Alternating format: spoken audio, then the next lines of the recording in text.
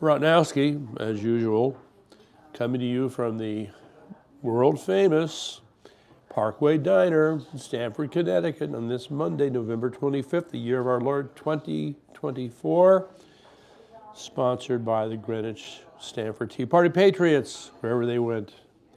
Okay, first of all, the first call to action is visit, like, subscribe, and tell everyone about our channel, okay? But then the next thing I need to bring up as a call to action is that, all right, as you may recall last week, I talked a little bit about how Connecticut has clearly veered left in the elections while everybody else veered right, although the data on Connecticut is inconsistent. Nonetheless, this is going to embolden the worst of the worst in the state of Connecticut. And I would like to introduce you to the worst of the worst in the state of Connecticut. He's right here. Why the people of Connecticut suffer, that would be Outlaw Attorney General William Tong. So why is he an outlaw? Okay, anybody who supports unconstitutional sanctuary cities, anybody who supports the invasion of illegal aliens is an outlaw, okay? You think you're following the law, you are abusing your office, plain and simple. So, Mr. Tong, expect more from us on you, because we're not going to tolerate your assault on parental rights. We're not going to assault the abuse where you allow illegal aliens to get away with the things that they do, okay? And we're not going to tolerate all the other things where you insist on following your communist adjacent agenda. All right, meantime, the theme is we must make all of this go away. So, have you posted this, Eric, yet? The promo newsletter? Yeah. You have. Okay, so it should be there on our website. Go look for it. And the problem is this. We have happily listened to all these appointments that President Trump is bringing forward. There's this impending sense that there's going to be big changes in the administration. But do not think for a minute that his opponents are going to let any of this, quote, go down easily. The thing you might want to keep in mind is a show, which is like many others. It's called Lioness. It's on Prime. And it's about, these shadowy federal agencies engaged in all kinds of questionable activities.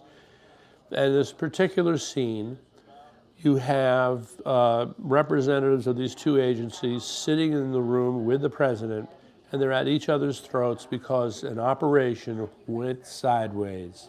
Oh boy, did it go sideways. So who's to blame? And they're taking turns attacking each other. Okay. At some point, one of them says, we must make all of this go away. Now, mind you, in the context of this show, we must make all of this go away means all these bad things that happened basically have to be wiped off the table, deep-sixed, like they never existed, okay? But I wish to suggest that there's another version of we must make all of this go away.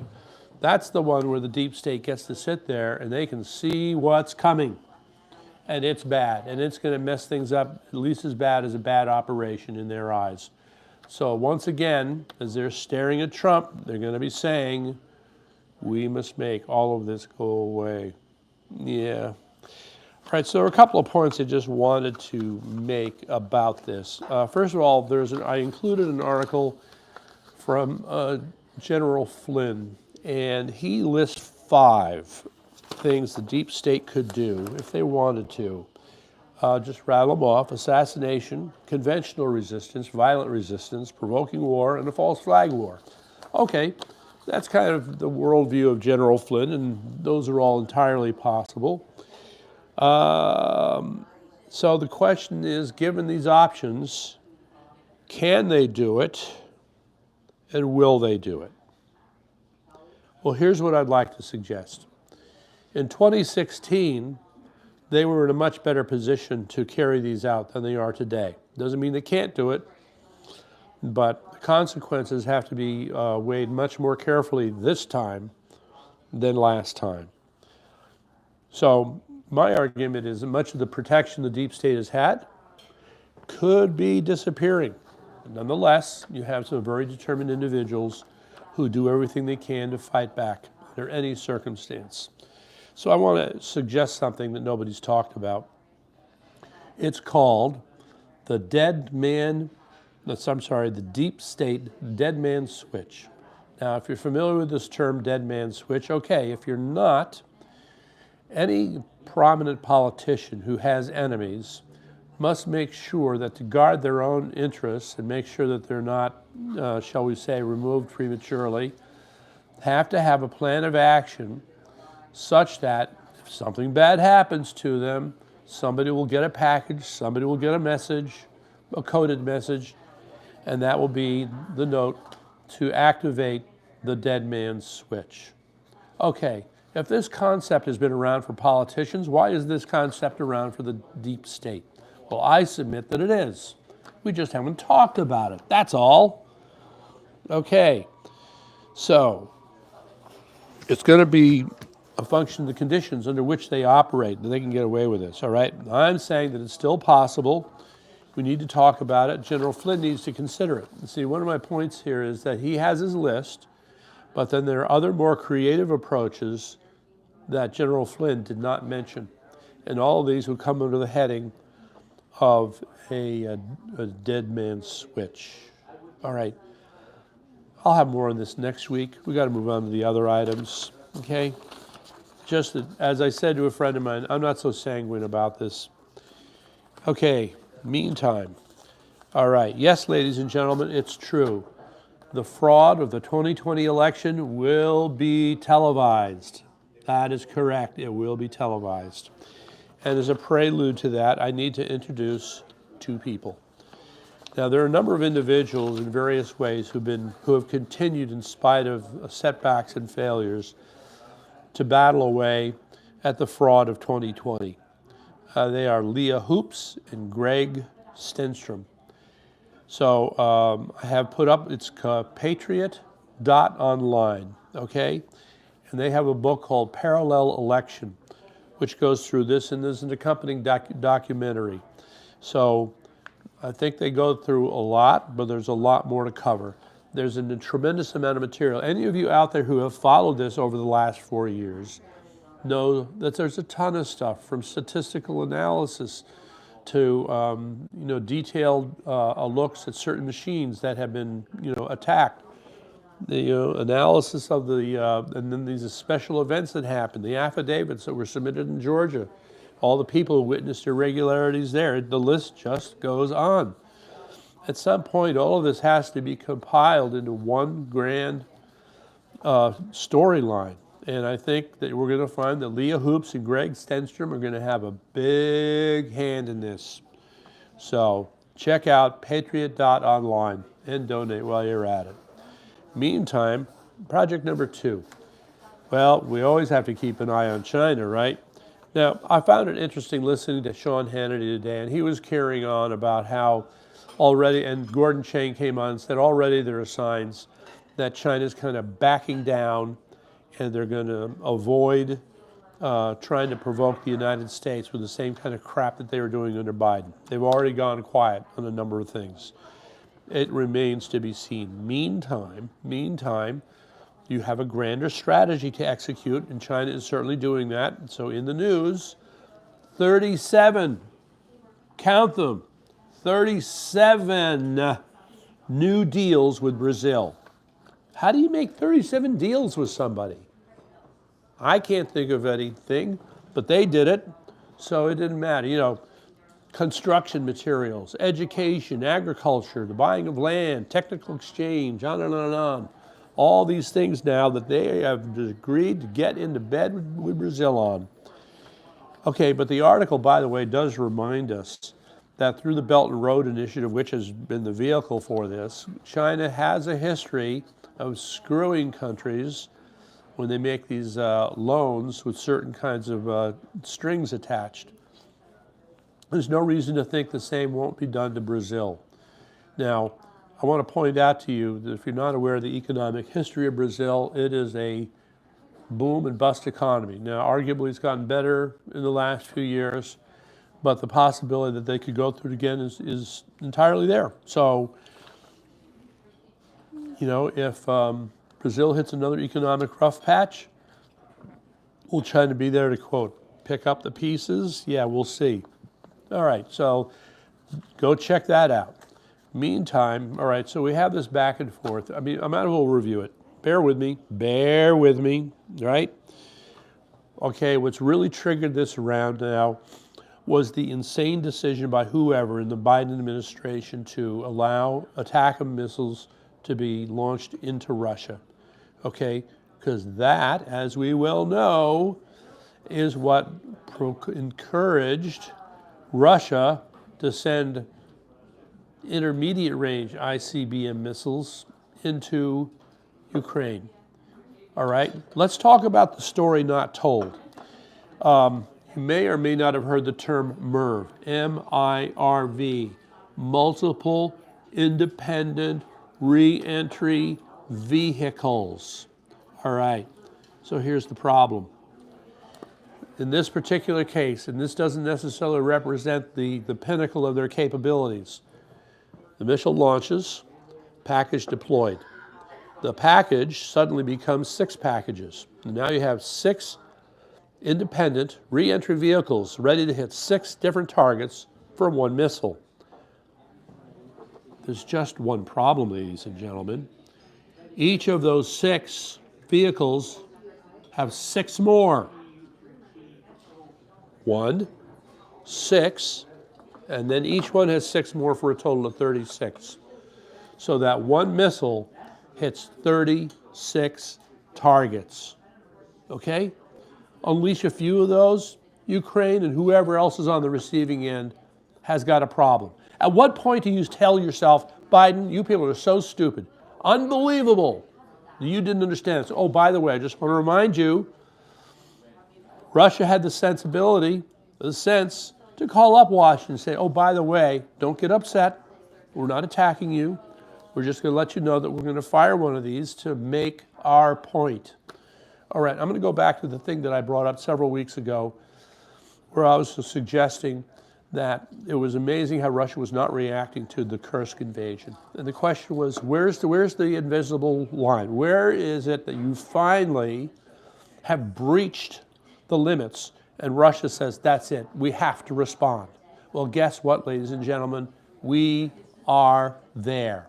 And you know what? I'm going to say it. I told you so. Okay? So there's another insight here that you have to consider, all right?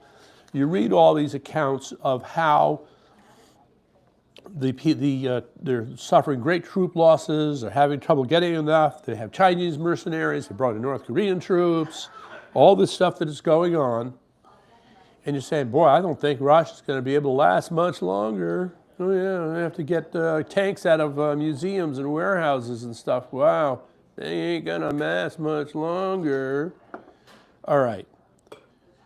In light of the recent event, ICBM launching, I want to offer for your consideration, not that I'm in favor of Russia, in fact I'm not, but if you put all the events together, if you look at all these different stories, you have to conclude that despite appearances, Russia has acted with great restraint, okay?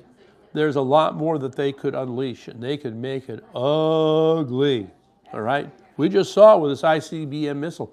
That's just one. There's more, all right?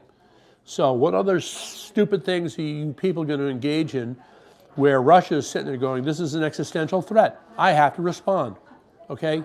So when do you figure out what constitutes an existential threat? When do you figure it out? I don't have a good answer. And oh, by the way, just to show you how really stupid the Biden administration is, they did it again. That's right, they did it again. Launched another attack into Russia after this ICBM landed in Ukraine. How stupid do you have to be? It boggles the mind, okay? In any event, meantime, so the Russians are getting back more and more of the KURSK territory. According to one article, it's now 40%. They've gotten back 40% of what the Ukrainians had acquired in KURSK. All right, well, this is going to be interesting because we still have, what, 56, 57 days to go to inauguration? Yeah, all right. Well, that's a lot of time to gain more territory and possibly push the Ukrainians out of KURSK. So what kind of bargaining position then are you going to have? I'm beginning to think, you know, we were all surprised and impressed back in September of what the Ukrainians had done. Now, I'm not so sure.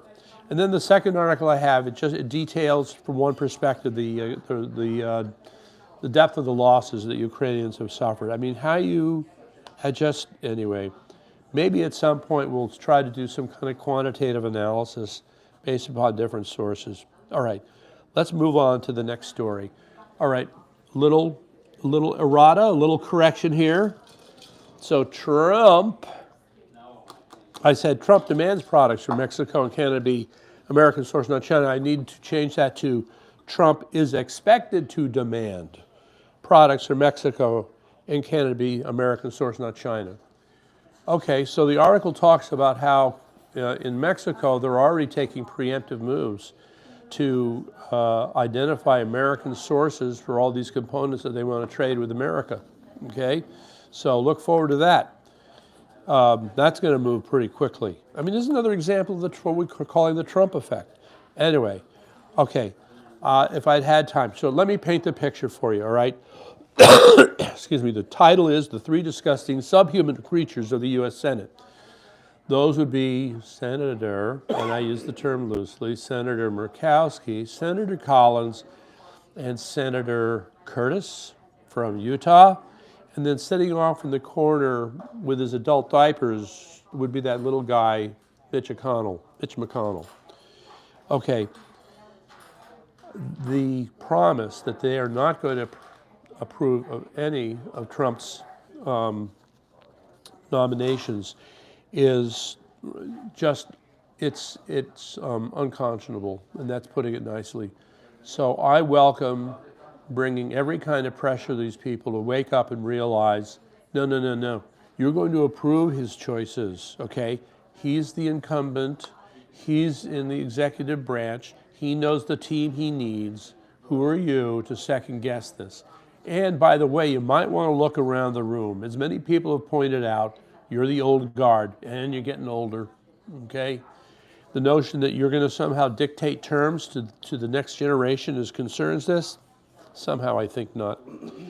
All right, the next part I just want to throw in here. When demons lose control of you, they lose control of themselves. So we put up a link to a piece on X, and somebody came up with this clever idea. It's a split screen. One screen you got this guy playing heavy metal songs, and then in the other you've got clips of these liberals melting down. It's brilliant, okay? And when you look at those liberals who are melting down, think of demons. Think of the sense of loss that they must be going through because guess what? They can't control you anymore, right? The thing they were counting on ain't around. No mo. All right. And there's a further part to this. Part C is, that's right, the ever lovely Senator Collins and how she hates all of us. All right. All right, so here I just come to what I think is the story of the night, and I'm going to a certain extent, I'm going to defer to this piece. Here it is, off of Free Republic. It's the subject of, quote, impoundment, okay? So impoundment has different meanings. There's a history to it. There was, let's see, the 1974 law restricting impoundment and the 1975 Supreme Court ruling supporting impoundment. So we've got some conflicts here that we got to work out. The basic idea, at least as originally introduced, is that impoundment is a, what should we say, statutory technique for the president to withhold spending. So I'm looking at it and saying, well, how is this different from a line item veto? And I don't have a quick answer to this. And when you read through this, some people have asked inside of this, some people don't know what to think. This is going to get worked out in the courts most likely. The point is that impoundment may well turn out to be a quick and effective tool for eliminating spending. And the last point I want to make on this article, this is a loaded statement, all right? And I want you to take special note of this. Okay, Congress authorizes spending for a given program activity, but has no power to force spending. That's a very interesting insight. No power to force spending. Okay, well, guess what? The money gets passed to the relevant executive branch agency, okay, after Congress has funded for it. Well, if you have the right people in place, they may not decide to spend the money either. Now, they're not going to wait for the president to engage in impoundment. They'll do some impoundment of their own, all right? So this is a whole other thing. I'm going to save it for later, but this issue about the power to force spending it's more important than it seems, has more features to it, and we need to get into it next time. Meantime, okay, what is this? They did say it. Okay, I got two things left. Bear with me. Don't leave. Stay right there. Okay, the first is that we had President Trump talking about how he's going to blanket pardon J6 prisoners. Now, after the victory, he's saying, not so fast. We're going to do this on a case-by-case basis. All right, well, I'll throw in one that's in the middle. What if you have several different classes of cases, okay? So it won't be a blanket pardon, but you have classes of cases, and then you can pardon them on each of those classes. All right, the last thing, because this just came in over the wire, so to speak, I think by now, as I speak, I believe we're approaching 3 million names that are on the petition in Britain to call for an immediate general election, okay? The way that this Keir Starmer guy has conducted himself is reprehensible, to say the least. People's expectations of the Labour Party have been gravely hurt. So they're ready. They're ready for an election right now. So of course, Keir Starmer, who's the object of all this hatred and anger, gets to say, well, that's not how we do things. That may be so, Mr. Starmer, but you're going to have to take account of the fact that you're losing a lot of political support in your country very quickly, very quickly. So I think it's 3 million and counting. Who knows where it's going to go? Maybe we'll have more of this next week. So until then, I'll see you later, guys.